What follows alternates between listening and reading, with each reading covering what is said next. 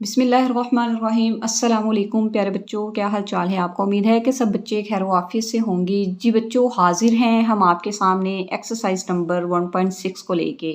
जैसे कि प्यारे बच्चों आप जानते हैं, हम 9th क्लास की साइंस ग्रुप की मैथ जो है वो कर रहे हैं। 1.3 एक्सरसाइज के बाद 1.6 एक्सरसाइज को हम आपके सामने लेके हाजिर हैं।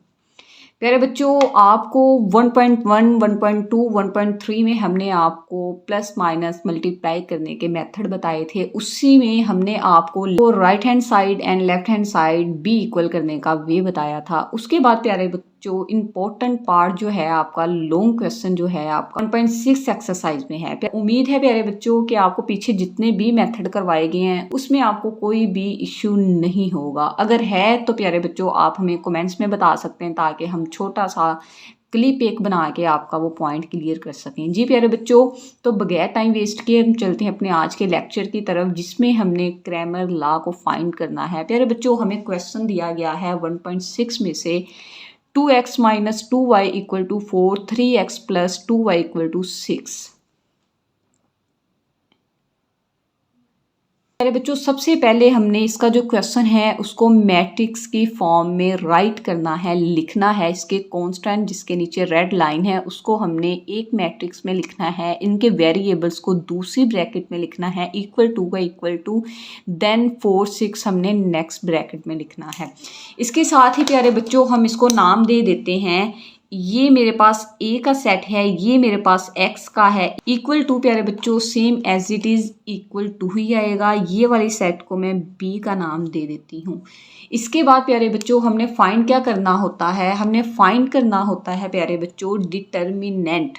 डिटर्मिनेंट कैसे फाइंड करते हैं प्यारे बच्चों, मैं लिखती हूँ डिटर्मिनेंट लाइन में ए इक्वल टू, ये जो मेरे पास सेट हैं इनको मैं लिख लूँगी सेम एज इट इज़। प्यारे बच्चों, ये लाइंस का मतलब ये होता है कि इनको हमने क्रॉस मल्टीप्लिकेशन में सोल्व करना होता है। ठीक है, यूं ये देखें, क्रॉस मल्टीप्लिकेशन में हमने इनको क्या करना होता है, सोल्व करना होता है। 2 को 2 के साथ सोल्व करेंगे, मल्टीप्लाई करेंगे। सेंटर में जो है प्यारे बच्चों, दरमियान में जो है वो साइन माइनस का आएगा। इसको हम ब्रैकेट में कर देते हैं ताकि माइनस का हमें कोई प्रॉब्लम ना हो, इश्यू ना आए आपको। ठीक है, 2 2 ज़ा 4 माइनस माइनस प्लस 3 2 ज़ा 6। ठीक है प्यारे बच्चों, 6 और 4 को अगर हम प्लस करें तो मेरे पास आंसर क्या आता है 10।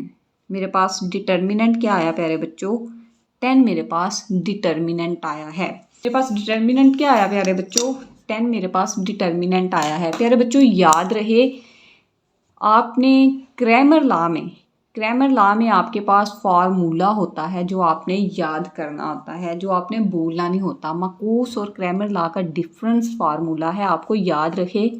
इस वाली साइड को प्यारे बच्चों एक्स का नाम दे लो, इसका फार्मूला आपको याद रहे D1, कोई भी वेरिएबल ले सकते हो।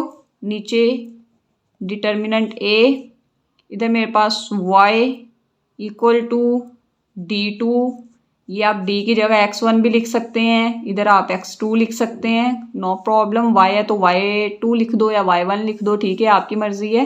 डिटर्मिनेंट a, ठीक है, मैं D1 D2 करके ले रही हूँ। प्यारे बच्चों, आपको पता है हमने डिटर्मिनेंट a फाइंड कर लिया। मैंने फाइंड क्या करना है, डिटर्मिनेंट D1 और D2। अब इसको अगर मैं सोल्व करूँ प्यारे बच्चों तो मेरे पास D1 जो है डिटर्मिनेंट का इक्वल टू, इसमें सबसे पहले मैं लूँगी B की ये वाली वैल्यू। ठीक है प्यारे बच्चों, 4 6, ठीक है, पहली वैल्यू आ गई। दूसरी मैं लूँगी A वाले सेट में -2 और 2 सेम एज इट इज़। ठीक है, इसमें भी D2 इक्वल टू, इसमें पहले मैंने B के लिए वैल्यू, इसमें सबसे पहले मैं इसकी पहली वैल्यू ए वाले सेट की, ए वाले मैट्रिक्स की ले लूँगी, दूसरी जो है वो मैं बी की उठा लूँगी। ये आपने कॉन्सेप्ट प्यारे बच्चों याद रखना है। D1 में या वेरिएबल कोई भी नाम ले लो, मैंने आपको क्लियर कर दिया है कि वेरिएबल आप कुछ भी नाम ले सकते हो। मैंने D1 D2 लिया है, ठीक है। इधर आप x भी लिख सकते हो, y भी लिख सकते हो, v भी लिख सकते हो, w भी लिख सकते हो, आपकी मर्जी है प्यारे बच्चों, जैसे आपने सो बस आपको मेथड समझ आना चाहिए। D1 में या x में पहले हमने b की वैल्यू लेनी है, देन हमने उसकी a की दूसरी वैल्यू लेनी है। D2 में पहले मैंने a के सेट की पहली वैल्यू लेनी है, मीन के ये क्या है कॉलम वाइज वैल्यू लेनी है, ठीक है। उसके बाद मैंने b की कॉलम वाइज वैल्यू लेनी है। उसके बाद आपको मैंने बताया डिटर्मिनेंट में क्या करते हैं, क्रॉस मल्टीप्लिकेशन करते हैं। 4 मल्टीप्लाई 2 माइनस का माइनस, 6 मल्टीप्लाई माइनस 2, 4 2 ज़ा 8 माइनस माइनस प्लस 6 2 ज़ा 12, 12 और 8 को अगर प्लस करें मेरे पास 20 आ गया D1। इसी तरह अगर मैं 6 को 2 के साथ और 4 को 3 के साथ मल्टीप्लाई करूं, 6 2 ज़ा 12 माइनस 4 3 ज़ा 12, सेम एज इट इज़,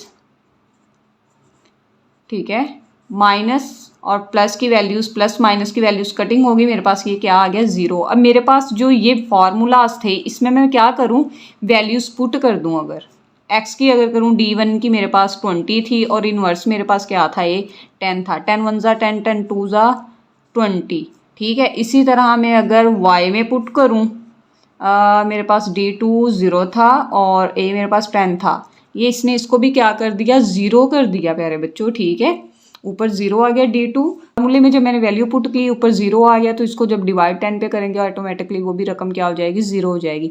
सो प्यारे बच्चों हम लिख सकते हैं कि x मेरे पास जो है वो 2 आंसर आया और y मेरे पास जो है वो 0 आंसर आया, ठीक है प्यारे बच्चों।